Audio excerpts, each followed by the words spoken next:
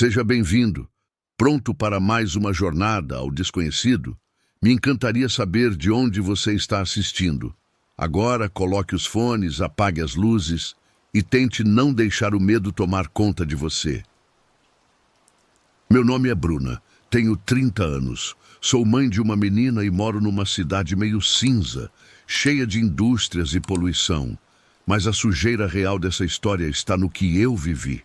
O que vou contar agora é um pesadelo que nenhum filme de terror consegue superar, porque aconteceu de verdade comigo. Conheci meu ex, a quem vamos chamar de Júlio, há cerca de 7 anos. Começamos a conversar num aplicativo de namoro. E alguns meses depois, por pura coincidência, nos encontramos pessoalmente num barzinho. Júlio se aproximou de mim e disse: "Ei, você me parece familiar. A gente não conversou pela internet?" Essa frase fez com que a gente ficasse conversando a noite inteira, e naquele mesmo dia ele me convidou para ir jantar na casa dele. Júlio parecia ser um cara normal. Ele morava sozinho e tinha seu charme. Ele era um pouco mais velho que eu, 11 anos para ser exata. Mas isso nunca foi problema para mim, já que eu sempre gostei de caras mais velhos. Só que tinha algo um pouco triste no olhar dele naquela noite. Quando perguntei sobre isso, ele me contou que os filhos dele moravam em outro estado com a avó e que a ex-esposa dele, Amanda, tinha falecido no meio do processo de divórcio. Ele me disse que tinha acabado de ver as crianças e estava meio triste pelo fato de não poder trazê-los com ele, já que era a avó quem tinha a guarda. Aquela história me fez sentir uma certa pena, sabe? Embora o fato de ele não ter a guarda dos próprios filhos, mesmo sendo viúvo, já fosse um sinal de alerta gigante, eu não enxerguei isso naquele momento. Depois disso, começamos a sair e rapidamente engatamos um namoro sério. No começo, tudo ia às mil maravilhas, mas com o tempo, o ciúme dele começou a aparecer. Ele ficava bravo fácil se eu não respondesse às mensagens dele na hora ou se eu quisesse sair para ver meus amigos. Uma noite, ele perdeu o controle justo quando eu estava tentando descansar antes de um dia longo de trabalho. Ele começou a gritar para eu acordar. Pedi para ele me deixar em paz umas 10 vezes, mas no final, com tanta insistência, eu não aguentei mais e joguei meu travesseiro nele. Mas em vez de se acalmar, ele me ameaçou dizendo que ia chamar a polícia. Aquilo foi a gota d'água. Naquela noite, fui para o quarto da minha filha, onde tentei descansar. Mas vendo que ele continuava gritando comigo, decidi que era melhor sair dali. Falei para ele que, se continuasse assim, quem ia chamar a polícia era eu. Eu não queria que ele fizesse aquele escândalo na frente da minha filha. Então, decidi que era hora de tomar uma atitude. Liguei para minha mãe, pedindo para ela vir buscar a gente, porque eu sabia que não ia conseguir sair dali sozinha. Quando minha mãe chegou, ela apareceu no portão e assim que minha filha saiu para a varanda, Júlio me agarrou pelo braço e me jogou de volta para dentro da casa. Antes que eu pudesse reagir, ele trancou a porta enquanto eu olhava para ele angustiada. E minha mãe estava lá fora gritando para eu ligar para a polícia. Depois de um tempo, Júlio finalmente cedeu e conseguimos sair. No dia seguinte, pedi ajuda para os meus primos e para o meu pai para tirar minhas coisas da casa dele. Foi aterrorizante. Eu estava tremendo de nervoso enquanto eles estavam lá, mas apesar disso, Júlio continuava me implorando para não ir embora, a ponto do meu pai ter que intervir e mandar ele me deixar em paz. Quando finalmente fui embora, Júlio começou a me bombardear de mensagens. Algumas eram super melosas, dizendo coisas como "sempre vou te amar, Bruna", enquanto outras eram puros insultos. Ele passou de um romântico para um perseguidor num piscar de olhos. Ele dizia que eu estava traindo ele com outro cara, e logo depois mandava mensagens dizendo como a gente era incrível na cama. Mas logo isso se transformou em ameaças. Ele disse que, se eu não respondesse, ia publicar na internet todas as fotos íntimas que eu tinha mandado para ele. Uns dias depois, ele ficou ainda mais maluco. Começou a mandar mensagens falsas para minha família, dizendo que eu era viciada em drogas e um monte de besteiras. Foi aí que decidi que já chegava e liguei para a polícia para denunciar a perseguição dele. O policial que atendeu o caso era, ironicamente, o ex-marido de uma amiga da minha mãe. Eu conhecia ele a vida toda e isso fez com que tudo parecesse ainda mais desconfortável. Ele ligou para Júlio e disse direto: "Alô, aqui é da polícia, você precisa deixar a Bruna em paz." Mas essa conversa foi só o começo de um desastre que eu gostaria de nunca ter vivido. Quando o policial falou com Júlio, ele reagiu como se tudo fosse uma piada. "Quem você pensa que é? Você não é policial coisa nenhuma." E desligou na cara dele. O policial, frustrado, me mandou entrar no banco da frente da viatura e pediu para eu mostrar onde Júlio morava. Era logo no final da rua, então dirigimos até lá. Quando chegamos na casa dele, parece que a sorte deu um golpe baixo em Júlio. O policial puxou a ficha dele no sistema e percebeu que ele tinha um mandado de prisão em aberto por não pagar pensão alimentícia. Então, sem pensar duas vezes, ele saiu do carro e deu voz de prisão ali mesmo. Como Júlio começou a gritar e se alterar, o policial teve que encostar ele no capô do carro para algemar. Eu fiquei no banco do passageiro enquanto Júlio continuava gritando coisas do tipo: "Bruna, eu ainda te amo. Por que você está fazendo isso comigo?"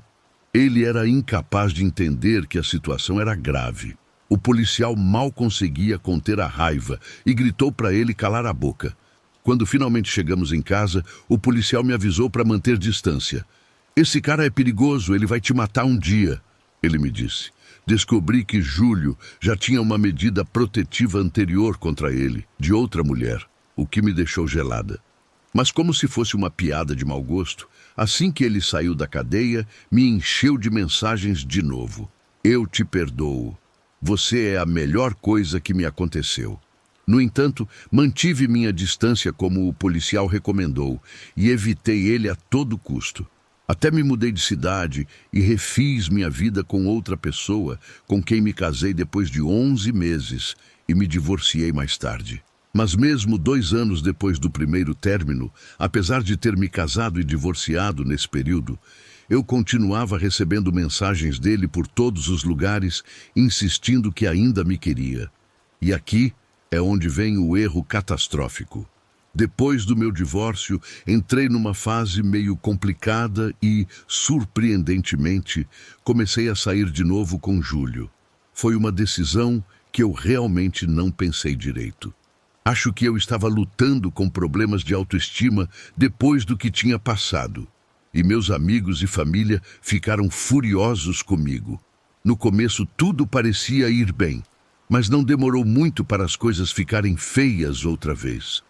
Júlio voltou a se comportar de maneira estranha, me acusando de trair ele até com membros da minha família e meus amigos. De novo, me cansei daquele ciúme doentio e terminei com ele. Mas igual da vez anterior, ele começou a me procurar e tentar voltar comigo. Num momento, ele mandou flores para o meu trabalho, para minha casa, para minha irmã e até para a casa da minha tia. Foi um exagero. Gastou uma nota preta em flores só para eu falar com ele. Finalmente, depois de muitas discussões e com muitas lágrimas no meio, aceitei dirigir até a casa dele para conversar, algo que rapidamente se transformou no maior erro da minha vida. Quando cheguei, ele estava sentado na cama e no começo foi um amor. Me agradeceu por ter ido. Mas logo a expressão dele mudou completamente. De repente ele ficou em pé e começou a gritar comigo, me acusando de ter ficado com outro enquanto estávamos juntos. Eu jurei que não era verdade, que não tinha interesse em ninguém, mas então o olhar dele ficou violento e ele me disse que eu devia admitir a verdade ou ele ia transformar minha vida num inferno. "Admite que você ficou com alguém ou eu vou acabar com você, sua vadia", ele gritou. Naquele momento, o medo tomou conta de mim. Eu tentava explicar que ele estava entendendo tudo errado, mas a tensão no quarto só crescia e eu me senti tão frustrada que gritei: "Tá bom, eu fiz sim. Tá feliz agora?" Falei isso num tom sarcástico, achando na minha cabeça que isso ia acalmar a tempestade. Mas que droga! Quem me disse que isso ia funcionar? Naquele momento, Júlio pulou em cima de mim e me agarrou pelo pescoço, gritando que eu era uma traidora. Você é igual a Amanda, você é uma prostituta, ele dizia. Cada palavra que saía da boca dele era como uma facada, e o desespero e o medo me dominaram completamente. Eu jamais tinha visto tanta raiva nele e realmente tive medo pela minha vida. Eu estava presa numa situação da qual não sabia como escapar. Minha mente corria a 1000 por hora, tentando encontrar uma saída. Era um jogo psicológico desesperador e, desde aquele momento, soube que tinha que fazer algo antes que fosse tarde demais. Amanda era a ex-esposa de Júlio, que tinha falecido no meio do divórcio. E agora eu me perguntava se realmente tinha sido morte natural. Eu tinha certeza de que Júlio tinha a ver com aquilo.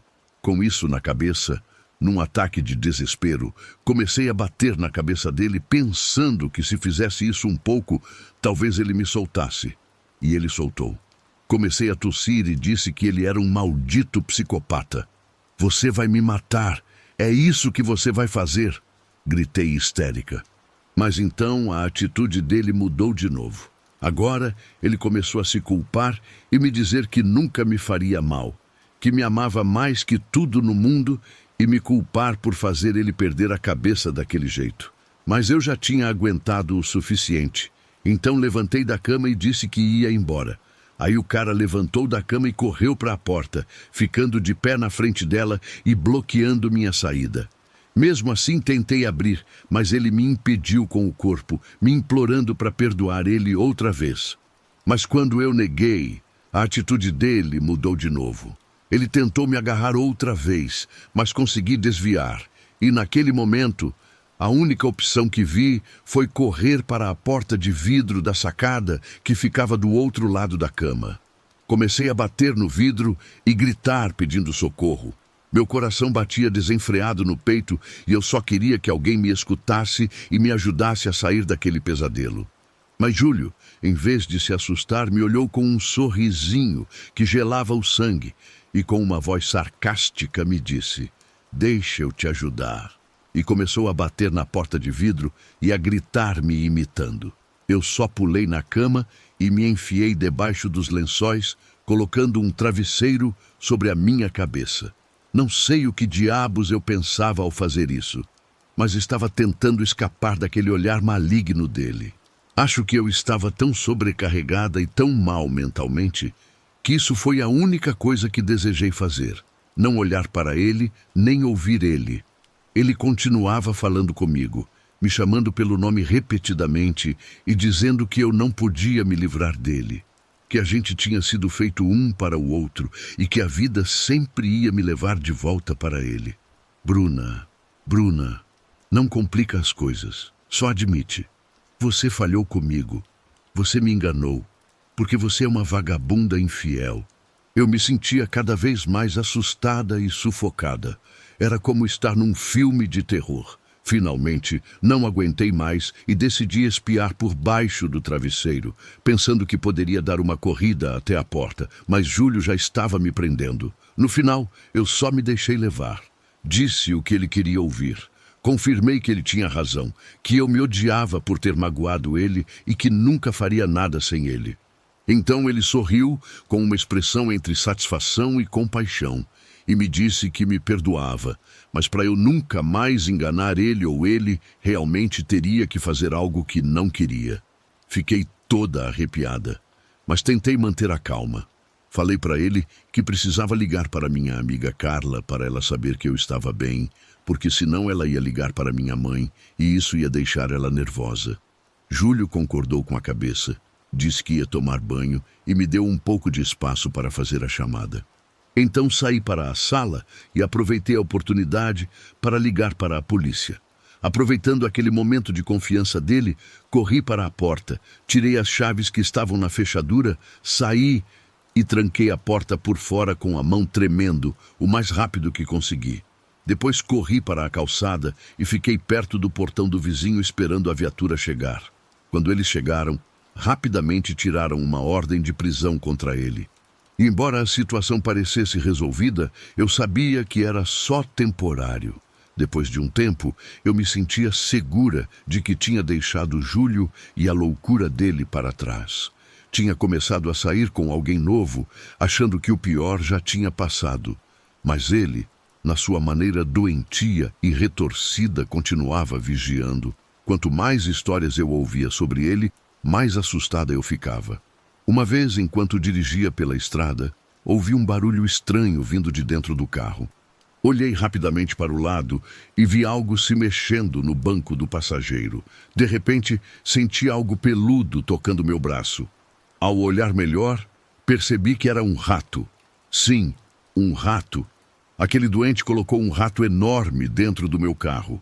Eu sabia que era ele, porque tinha comentado o quanto eu tinha pavor desses bichos. Entrei em pânico e quase bati o carro de susto. Mas parei numa lanchonete próxima, abrindo todas as portas do meu carro e me afastei o máximo que pude. Enquanto esperava tentando me acalmar, falei com uma garota que estava lá, mas ela não podia vir me ajudar porque também tinha medo. Então, finalmente, com um pouco de coragem, voltei para o carro e, para minha sorte, não vi o rato em lugar nenhum. Não chamei a polícia, eu não tinha provas e sabia que ia soar como uma maluca, mas sem dúvida eu sabia que era coisa do Júlio. Semanas depois, minha mãe me mandou um print de uma foto dele. Ele estava com uma garota que parecia exatamente comigo. A mesma cor de cabelo, olhos azuis, o mesmo tipo de corpo. Era como se ele tentasse me substituir.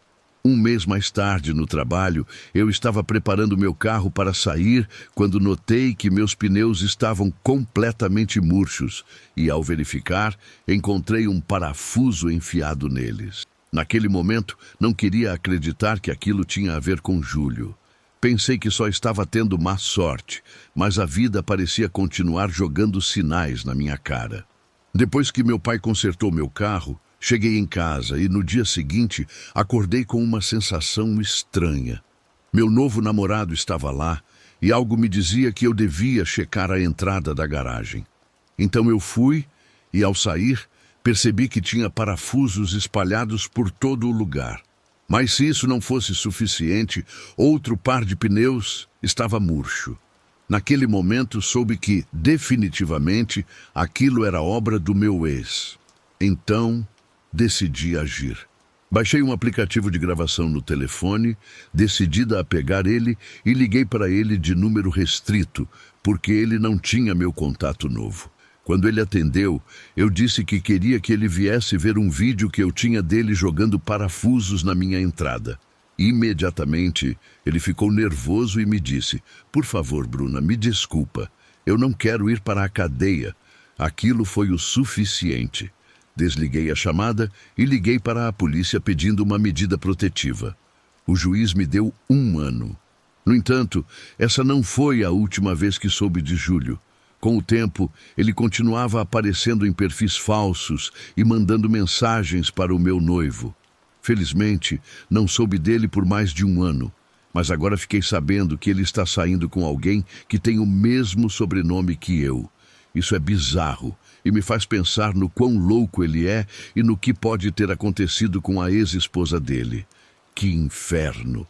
Talvez eu nunca saiba e não tenho intenção nenhuma de encontrar com ele nunca mais.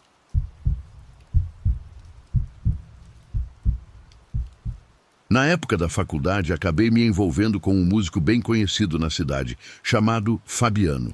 No início, ele parecia aquele namorado dos sonhos, atencioso, cheio de carinho e com um carisma que envolvia qualquer um.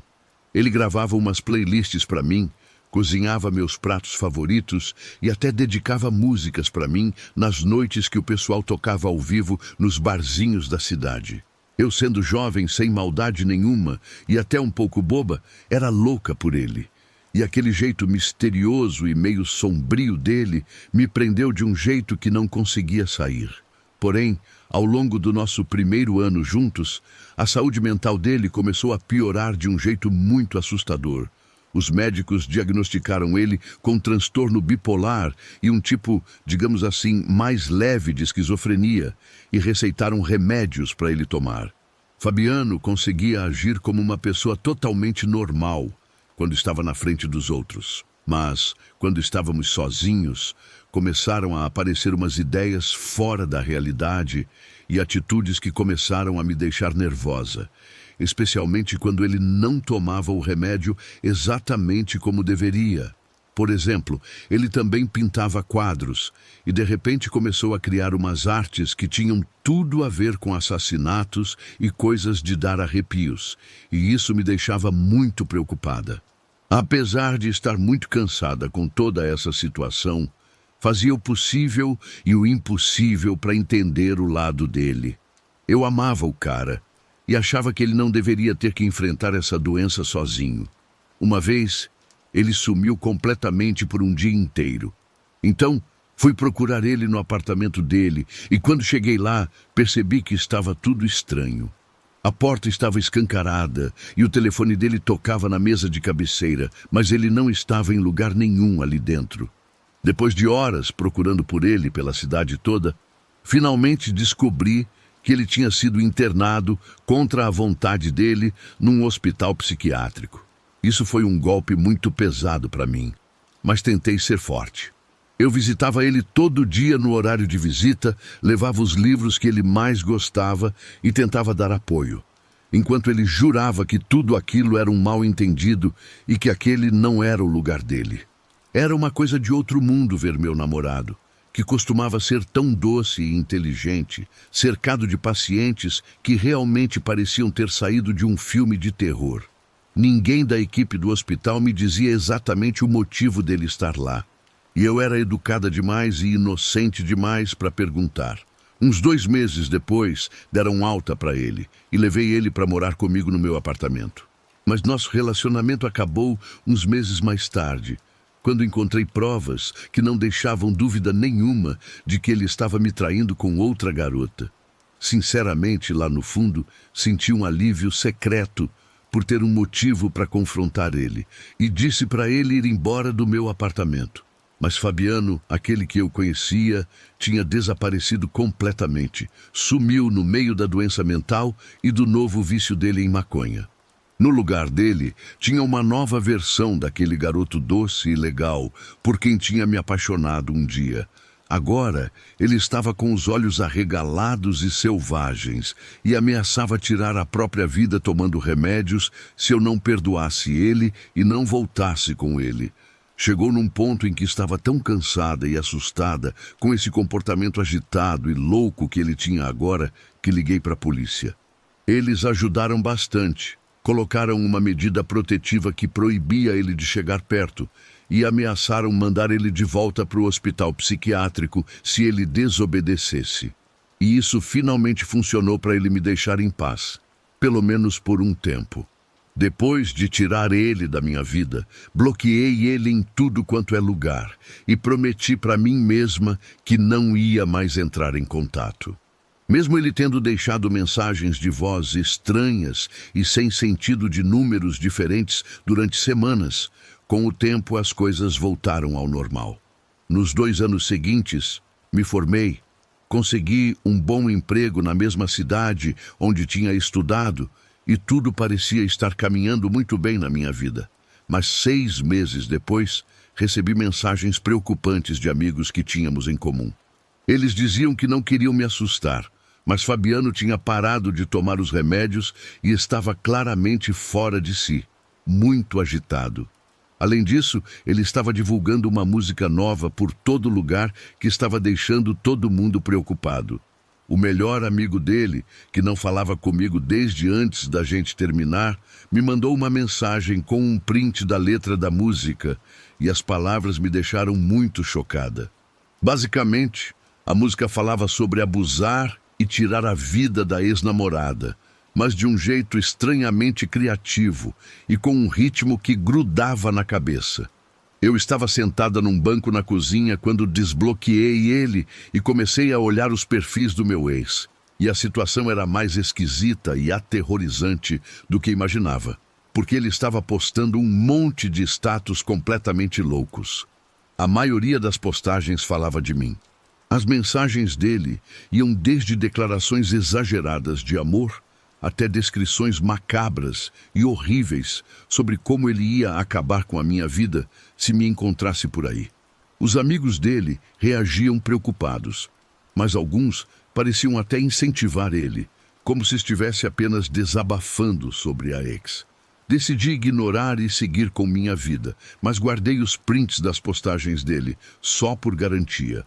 Uns dias depois, enquanto estava no trabalho, levantei os olhos do computador e vi Fabiano entrando no estúdio. Meu coração parou na hora. Ele estava falando com o meu diretor de criação e parecia amigável, mas logo depois vi ele passando os olhos pelo lugar, como se estivesse escaneando o ambiente. E, assim que nossos olhares se cruzaram, me abaixei e corri para a sala de Mariana, minha gerente de projetos, fechando a porta.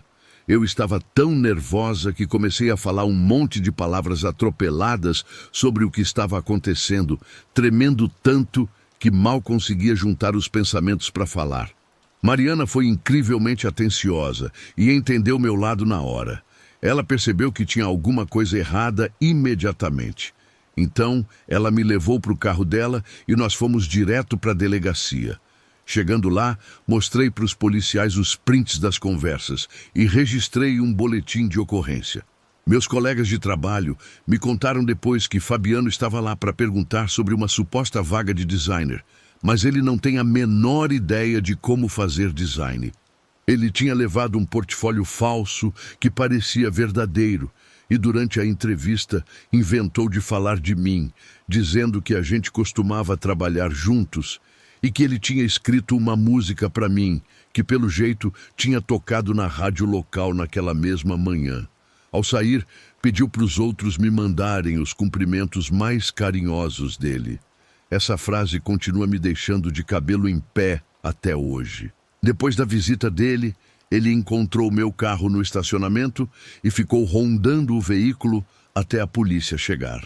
Infelizmente, como a medida antiga já tinha vencido, aquilo não foi o bastante para prenderem ele em flagrante naquele dia. Mas tudo isso me ajudou a conseguir uma nova medida protetiva contra ele. Minha empresa foi incrível em relação a isso, embora eu me sentisse muito envergonhada de ter meu ex-namorado louco aparecendo no meu trabalho. O dono da agência apresentou queixas por perturbação e criou um plano para me manter segura caso ele voltasse alguma vez.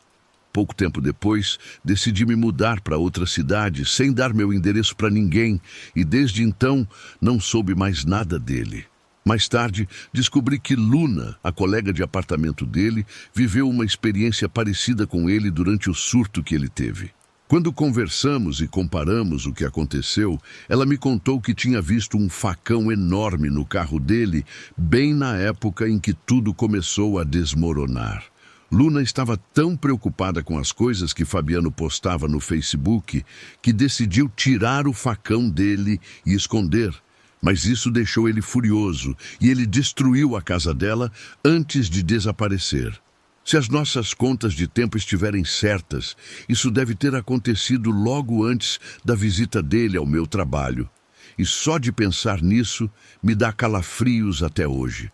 Até o dia de hoje, não tive mais notícias de Fabiano. No fundo, eu realmente desejo que ele consiga colocar a vida em ordem e cuidar da saúde mental dele, já que nem tudo é culpa dele. Ele está doente e precisa tomar a medicação do jeito certo. Mas espero nunca mais encontrar com ele na minha vida.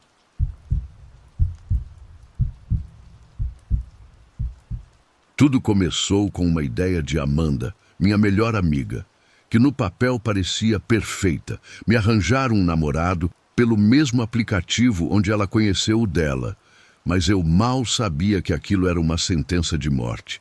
Ela tinha conhecido Rogério, o namorado, por meio desse aplicativo de encontros e colocou na cabeça que eu também ia achar alguém especial por lá. Eu sempre fui mais na minha, e só de pensar em conhecer alguém sem nunca ter conversado pessoalmente antes, eu já ficava com o coração na boca de ansiedade. Mas tanto Amanda quanto Rogério insistiram com tanta empolgação para que eu conhecesse um amigo dele, chamado Carlos, que acabei cedendo e marquei um encontro alguns dias depois. Os dias até essa data se arrastaram, pareciam não passar nunca, enquanto eu tentava não pensar demais no assunto. Amanda me ligou numa tarde, toda animada, contando sobre as férias que ela e Rogério planejavam num apartamento alugado na praia. Enquanto ela descrevia os detalhes da viagem, eu tentava disfarçar o turbilhão de emoções que crescia dentro de mim. Era estranho não ter minha melhor amiga do meu lado para me acalmar naqueles momentos antes do encontro, coisa que sempre fez parte da nossa vida social. Eu só sabia sobre Carlos por uma única foto que Amanda tinha me mostrado. Ele parecia simpático, mas aquela imagem não era suficiente para tirar a sensação ruim que eu estava sentindo no estômago.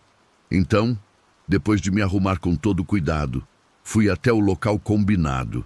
Uma pracinha tranquila, um lugar onde eu costumava passar horas conversando com Amanda.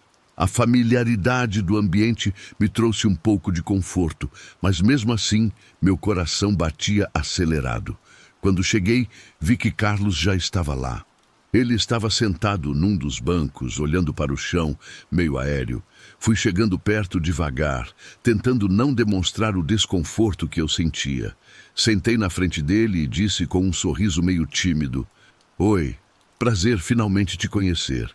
Ele retribuiu com um sorriso tímido também, mas tinha alguma coisa na cara dele que me incomodava. Tinha algo estranho no olhar, como se ele estivesse escondendo alguma coisa.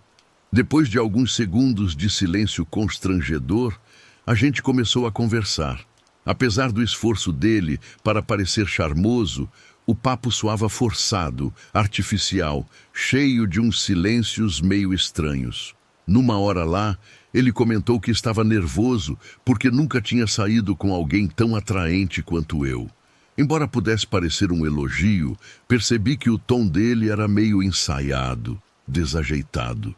Sem muita enrolação, Carlos falou que estava morrendo de fome e sugeriu que a gente fosse jantar em outro lugar. Aceitei, tentando ignorar meu incômodo que só aumentava. O que aconteceu depois foi totalmente inesperado. Ele me levou até o carro dele, um carro sedã mais velho, mas que estava inteiro. Durante o caminho, ele fez umas piadas e contou umas histórias bobas, provavelmente tentando me distrair. Mas a energia dele parecia errada. Ele alternava entre ficar quieto demais e dar umas risadas exageradas, como se estivesse brigando com os próprios pensamentos. De repente, percebi que a gente estava saindo do centro e pegando a estrada. Preocupada, perguntei: "Aonde a gente está indo?" A resposta dele veio vaga, parecia decorada. "Quero te mostrar um lugar especial fora da cidade. Lá o céu é mais limpo, dá para ver as estrelas de um jeito incrível." Minha preocupação aumentou muito à medida que ficava tudo escuro em volta da gente na estrada de terra. O clima, que antes era só meio tenso, agora estava assustador de verdade. Tentei manter a calma e perguntei de novo: "Então, a gente ainda vai jantar?" Minha voz tremia, entregando o medo que eu tentava esconder. Em vez de relaxar, senti que o clima ficou ainda mais pesado. O sorriso forçado de Carlos começou a sumir, como se ele estivesse perdendo a paciência com o personagem que estava tentando interpretar. Foi então que ele tirou do bolso uma lata pequena e disse: "Isso vai te ajudar a relaxar." Antes que eu pudesse fazer qualquer coisa, ele borrifou um spray direto na minha cara. Senti um cheiro químico forte e minha cabeça rodou na hora. Tentei gritar, mas minha voz falhou. Minha visão escureceu e logo apaguei totalmente. Quando acordei, estava num lugar desconhecido, cercada por árvores altas e mato fechado. Tentei me mexer, mas meus braços estavam amarrados com força. Com muito esforço, consegui virar a cabeça e vi que não estava sozinha. Alguns metros à frente, vi Amanda, imóvel, amarrada e muito machucada. Dava para ver pelos ferimentos que ela tinha sofrido muita violência. Era difícil acreditar que ela ainda estava viva. Abri a boca para gritar, mas uma mordaça me impedia de fazer qualquer som. O desespero tomou conta de mim quando ouvi vozes perto. Eram Carlos e Rogério discutindo feio. Ouvindo partes da conversa, percebi uma coisa terrível. Rogério tinha matado Amanda porque ela não se encaixava nos planos deles. Eles falavam disso de um jeito frio, calculista, como se fosse só um negócio. Carlos estava furioso, gritando que ela não fazia parte do acordo e perguntando o que fariam caso fossem descobertos. Horrorizada, percebi que aquilo era muito pior do que eu podia imaginar. Meu coração batia no peito como um tambor descompassado enquanto eu tentava entender tudo. Queria gritar, enfrentar eles, mas eles não sabiam que eu estava acordada. Quando começaram a discutir o que fariam comigo, senti as cordas apertarem ainda mais meus pulsos. Sabia que precisava dar um jeito de escapar. As lágrimas começaram a rolar pelo meu rosto, mas me forcei a focar. Foi então que percebi que as amarras estavam um pouco frouxas. Juntei toda a coragem que tinha e esperei a hora certa. Quando eles se viraram para arrastar o corpo de Amanda para mais longe, soube que era minha única chance. Assim que se distraíram, levantei e corri o mais rápido que pude em direção ao carro de Carlos, que estava estacionado ali perto, com a porta do motorista aberta. Para minha sorte, a chave ainda estava na ignição. Entrei rápido, bati a porta, liguei o motor e acelerei, cantando pneu na terra. Cada segundo parecia uma eternidade, mas sabia que precisava sair dali antes que eles conseguissem me alcançar. Encontrei um motel na beira da estrada e entrei direto. Vi uma garagem aberta com a luz verde acesa. Estacionei o carro lá dentro e baixei o portão eletrônico na hora para esconder o veículo. Desliguei o motor e fiquei em silêncio total, prestando atenção em qualquer barulho de perigo vindo da rodovia. Depois de alguns minutos angustiantes, ouvi o som de um carro passando rápido na estrada e sumindo na distância. Só então consegui respirar aliviada, embora soubesse que aquele pesadelo ainda não tinha acabado. Aquele momento de tensão mudou algo fundo dentro de mim. Decidi que não ia apenas sobreviver, mas também lutar para trazer justiça por Amanda e impedir que outras pessoas fossem vítimas daqueles homens. Quando o dia clareou, senti que era hora de agir. Dirigi até a delegacia mais próxima, fiz o boletim de ocorrência e contei tudo o que tinha acontecido. Dias depois, com as provas que eu dei, Carlos e Rogério foram presos preventivamente, acusados de assassinato e tráfico humano, além de outros crimes graves. Embora a dor de perder Amanda nunca vá passar, sei que fiz o possível para garantir que eles paguem pelo que fizeram. Mais importante ainda, sei que salvei outras vidas tirando eles de circulação. Aquela tragédia me transformou, mas também me deu força para lutar contra a injustiça.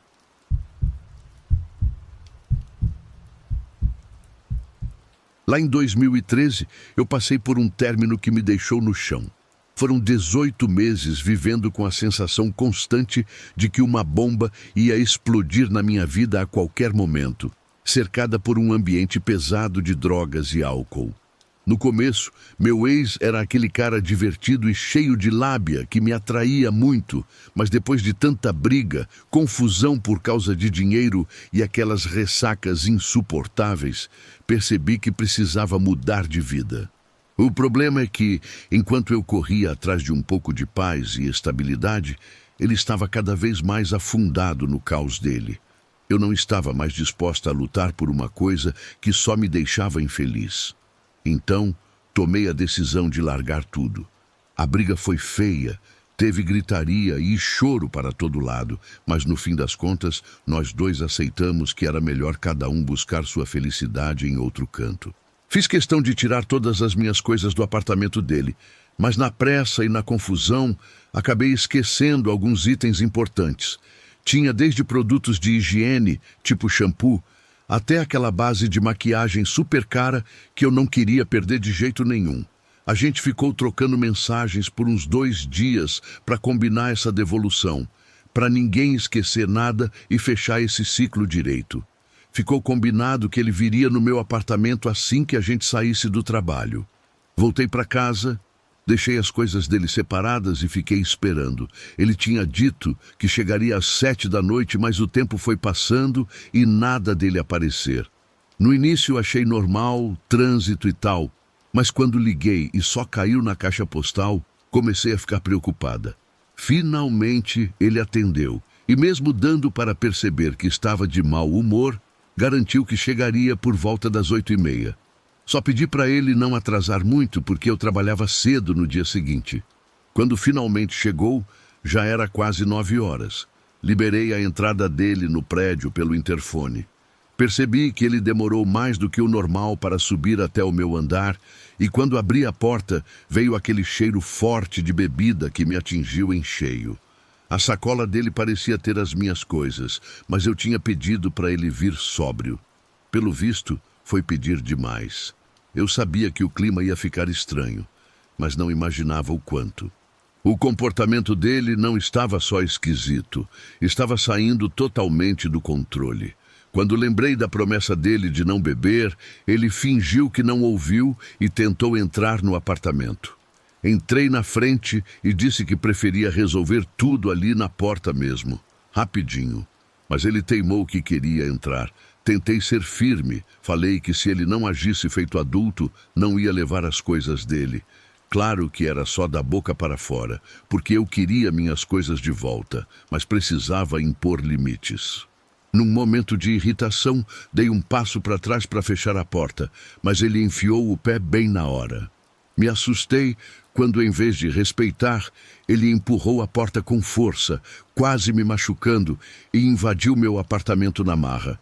Ele foi entrando direto para a sala e para a cozinha, enquanto eu gritava, perguntando o que ele estava fazendo e por que não respeitava o combinado. Ele nem ligou.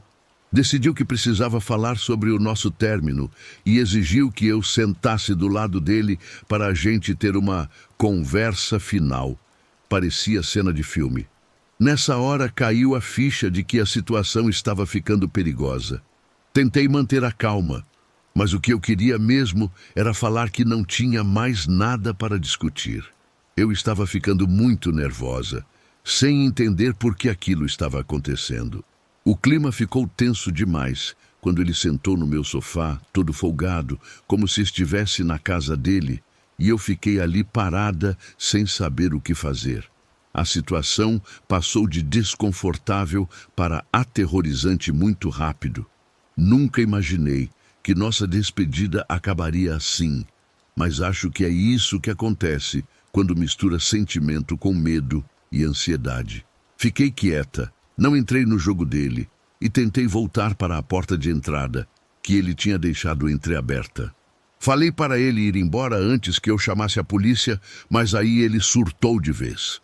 Do nada começou a gritar feito um maluco. "Você quer me matar, é? Você está tentando me matar?" A voz dele tremia a casa toda. Fiquei em choque com a reação. E quando ia pegar o telefone para ligar para a polícia, vi ele indo na direção do suporte de facas na cozinha. Meu coração quase parou quando ele puxou a maior faca que tinha ali.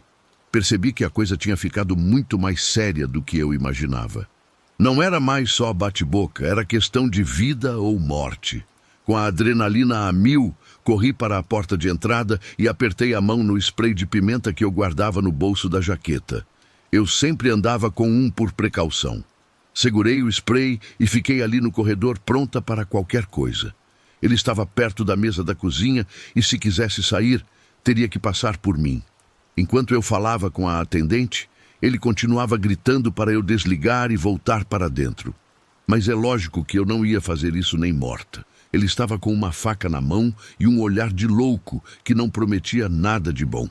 Minha chance de sair inteira daquilo se eu voltasse era 0. Passei o endereço para a moça no telefone enquanto meu ex começou a vir na minha direção. Era loucura total. Eu tinha que manter distância, então saí correndo pelo corredor do prédio procurando a escada. Mas bem na hora que achei que ia escapar, ele veio atrás de mim.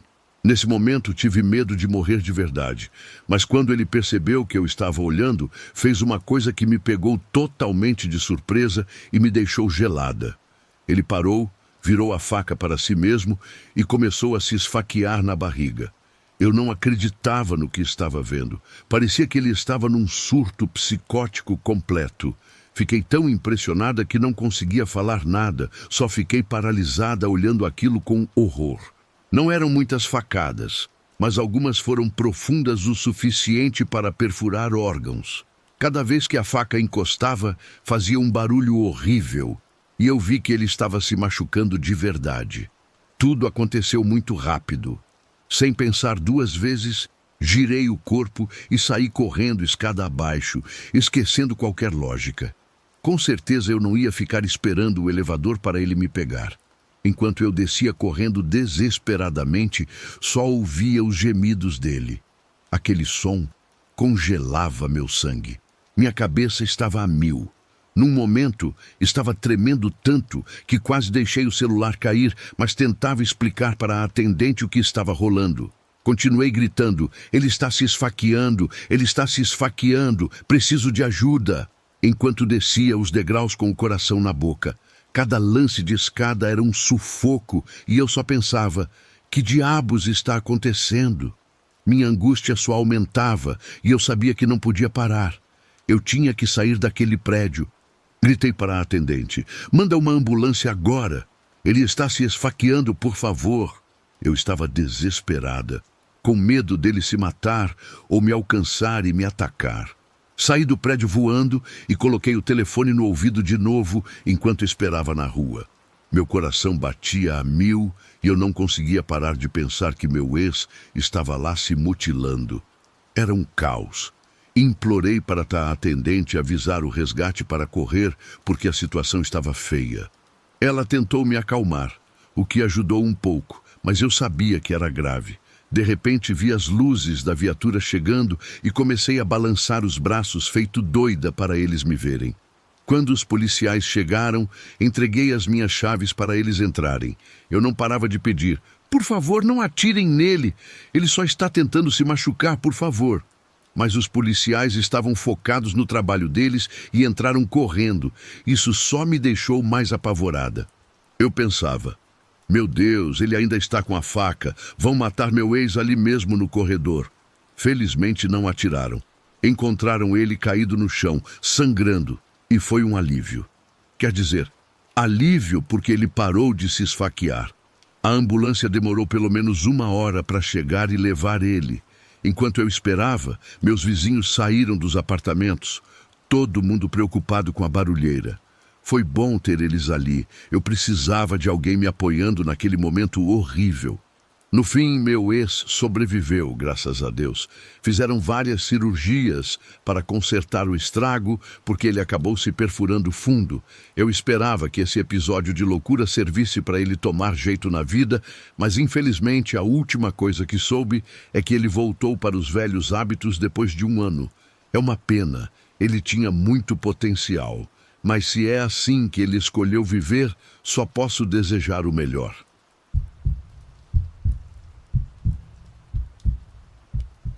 Quando eu estava no ensino médio, vivi uma experiência horrível com um ex-namorado que me deixou traumatizada.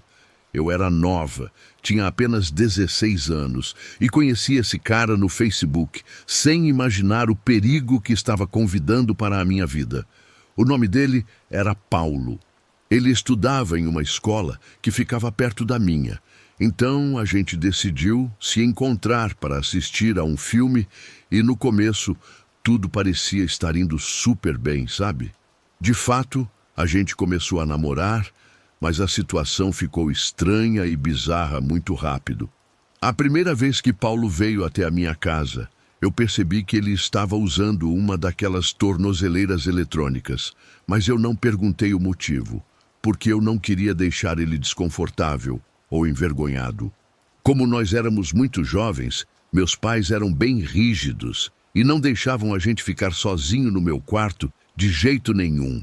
Então, a gente acabava passando o tempo todo na casa dele, ou no clube da cidade, já que meus pais ingenuamente achavam que a família dele supervisionava a gente. No início, era tudo divertido, mas depois eu comecei a notar que a família dele era um pouco estranha, meio diferente do normal. Um dia, enquanto a gente estava no quarto dele, eu vi o pai dele espiando a gente pela fresta da porta. Claro, eu fiquei louca da vida e gritei com ele. Então, o velho saiu correndo e Paulo me disse para eu não me preocupar. Disse que o que acontecia era que o pai dele gostava de loiras e que ele só gostava de ficar olhando. Eu fiquei completamente gelada e em choque ao ver a naturalidade com que ele falava aquilo, como se fosse algo comum. Mas justo quando eu pensei que já tinha visto o suficiente de coisas bizarras, eu fui até a cozinha beber água e vi a mãe dele usando crack. Foi naquele exato momento que eu soube que eu tinha que me afastar daquele garoto e daquela família. Mas já decidi terminar tudo com ele naquele mesmo dia. Só que foi aí que as coisas começaram a ficar feias de verdade. Ele começou a chorar desesperadamente e a me dizer que estava doente, que tinha câncer e que precisava de mim, porque sentia que não restava muito tempo de vida para ele. E eu, toda boba e inocente, acreditei na história dele e disse que a gente podia continuar sendo amigos. Mas foi então que tudo mudou para pior. Ele pediu transferência e mudou para a minha escola, mas ele não entrava para assistir às aulas. Em vez disso, ele ficava matando aula no corredor, do lado de fora da minha sala, me olhando de um jeito perturbador e inquietante toda vez que eu saía. Ele era um cara alto e muito forte, com o corpo grande. Ele media mais ou menos 1,93 m de altura. Então, ele me dava muito medo. Por causa disso, eu deixei as coisas ficarem assim por semanas, sem fazer nada, paralisada. No entanto, a situação ficou muito mais intensa quando ele começou a me seguir até a minha casa. Ele subia no mesmo ônibus que eu e mantinha a distância dele, mas estava sempre perto de mim, me observando fixamente. E ele não ia embora da frente do meu portão até que os meus pais chegassem em casa. Finalmente, um dia eu me cansei daquilo. Eu estava farta daquela perseguição toda e disse para ele se afastar de mim. Falei que eu não queria mais saber nada dele. Mas isso só fez as coisas piorarem ainda mais. Comecei a receber umas 150 ligações por noite. Metade delas eram ameaças horríveis e a outra metade era ele cantando músicas de coração partido e desamor que ele tinha inventado com o violão dele. E cada vez que eu bloqueava o número dele, ele arrumava outro chip diferente, como se fosse mágica. Uma manhã, acordar foi um verdadeiro pesadelo. Eu encontrei na varanda da minha casa um urso de pelúcia gigante, daqueles de Dia dos Namorados, mas não era um presente fofo. Ele tinha esfaqueado a cabeça do urso e uma faca de cozinha estava cravada. E para completar o horror, ele cobriu o urso com o perfume favorito dele, aquele cheiro que uma vez eu comentei que gostava. Mas, se você acha que não podia ficar mais assustador, para arrematar tudo, eu notei que tinha um rasgo onde ficava a pequena caixa de som que fazia o urso falar. E esse foi um dos momentos mais aterrorizantes que eu consigo lembrar e que me fez cair na real e perceber que eu tinha que tomar uma atitude séria sobre o assunto. O urso não fazia aquele som típico e alegre, embora parecesse que faria. Mas quando eu aproximei o meu ouvido naquele buraquinho por onde saía o som, eu conseguia distinguir que era a voz de Paulo gravada repetindo: "Eu vou ter você para sempre. Nunca vou deixar você ir." Nesse momento, eu me senti completamente aterrorizada. Eu contei para os meus pais tudo o que estava acontecendo e eles entraram em contato com a diretoria da escola. Então, ele foi suspenso. Mas isso não parou ele. Todos os dias, eu via Paulo esperando no meu ponto de ônibus. E para piorar, ele continuou me seguindo até a minha casa. Um dia, enquanto eu caminhava na calçada, ele correu na minha direção como se fosse me bater ou me atacar. Naquele momento, eu me enchi de pavor e me preparei para o impacto da batida. Mas quando ele estava a centímetros de mim, ele parou bruscamente e me abraçou. Mas também não foi um abraço normal. Era como se ele estivesse tentando me esmagar. Eu pesava por volta de 40 quilos e era bem baixinha, media 1,55 m. Então, ele me machucou bastante e eu acabei com uma costela quebrada. Eu chorei como nunca tinha chorado antes na minha vida por causa daquela dor horrível. Então eu perguntei para ele por que diabos ele me atormentava tanto daquele jeito. Mas ele só começou a chorar também antes de escapar correndo e me deixar uma mensagem de voz no celular com uma música que dizia: "Esta noite é a noite que eu nunca vou esquecer." E com isso, nós conseguimos finalmente obter uma medida protetiva na justiça. Uma noite eu acordei do nada, sem nenhum motivo aparente. Eu me levantei para buscar um copo de água, e quando eu olhei para o reflexo na porta da geladeira, eu notei um movimento no meu quintal lá nos fundos. Estava tão escuro lá fora que eu não conseguia ver direito. Então, eu me aproximei da porta de vidro da cozinha que dava para o quintal, e lá estava ele, um cara de quase 2 metros bem ali do lado de fora. O meu perseguidor estava de volta. Ele estava me olhando lá do meu quintal às 3 da manhã. E, logicamente, eu comecei a gritar, o que acordou os meus pais na hora. Mas ele já tinha ido embora quando o meu pai saiu para verificar. Resultou que tinha uma pequena área aberta bem embaixo da minha janela. Por isso, era fácil para ele ficar olhando. Depois disso, nós fomos à delegacia e os policiais avisaram para ele que, se ele se aproximasse de mim de novo, ele seria preso. Depois disso, ele abandonou a escola e eu não vi mais Paulo desde aquele dia. Mas a cada 6 meses, ele aparece com um novo perfil no Facebook e tenta me pedir em amizade. Sempre que eu vejo, eu bloqueio e denuncio o perfil. Isso me dá muito medo, porque me faz pensar naquela lenda urbana de que se você acorda no meio da noite sem motivo, é porque tem algo te observando. Eu não sei o que ele está fazendo agora e, honestamente, eu não quero nem saber.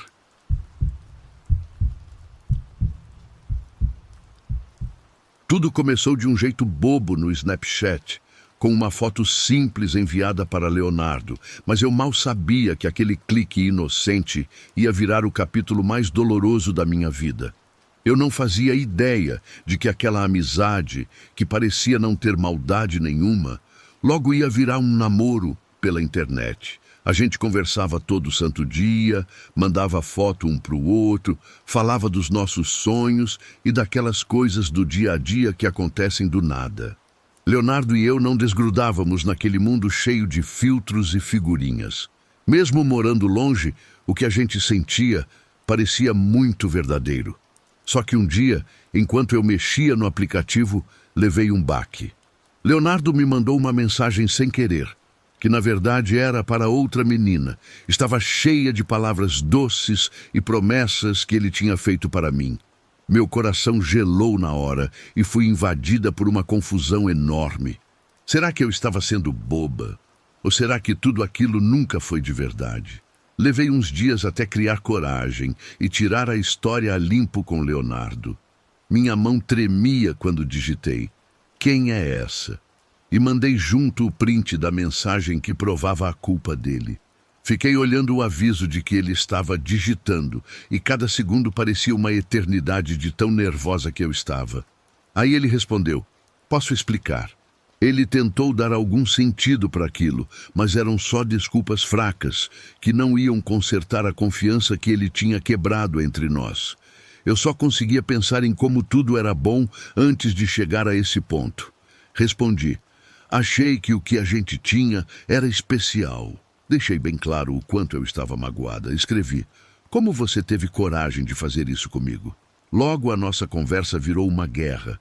As palavras eram jogadas como facas e aquele humor que a gente tinha antes sumiu, deixando só tristeza e raiva. Nossa história, que começou de um jeito tão mágico, estava desmoronando bem na minha frente. Com o coração em 1000 pedaços, tomei a decisão difícil de terminar o que a gente tinha. E o que tinha nascido naquelas imagens do Snapchat agora eram só lembranças destruídas. Apaguei todas as nossas fotos que tinha salvo, sentindo como se cada uma fosse um pedaço do meu coração que estava se desfazendo. E com o passar do tempo, comecei a me curar. Foquei em reconstruir minha vida longe do mundo digital. Meus amigos viraram meu apoio e as experiências reais substituíram aquelas fotos instantâneas que uma vez eu dei tanto valor. Mas, mesmo aprendendo a viver sem ele, as marcas da traição dele continuavam ali, me lembrando do gosto amargo da nossa história. Enquanto eu tentava tocar a vida, um dia vi uma mensagem nova no Snapchat. Um rapaz chamado Saulo tinha se apresentado. Oi, curti suas fotos e gostei da sua vibe. Quer conversar um pouco? A curiosidade bateu e eu respondi com um simples claro. Então, o que começou como um papo casual se transformou em algo muito mais bonito. Saulo e eu ríamos juntos. Tínhamos os mesmos interesses e uma conexão sincera. Assim, o nosso laço cresceu num novo tipo de história de amor, uma baseada na honestidade e na confiança. As marcas do meu passado viraram um guia para um amor autêntico e que durasse. E pouco a pouco percebi que os melhores capítulos ainda estavam por vir. Depois de um tempo conversando, Saulo e eu decidimos que era hora de nos conhecermos pessoalmente. Que frio na barriga! Parecia que eu estava revivendo aqueles momentos emocionantes que tive com Leonardo. Mas dessa vez, a sensação era completamente diferente e muito mais positiva. Quando finalmente a gente se encontrou, toda aquela ansiedade foi embora e o que sobrou foi uma alegria verdadeira.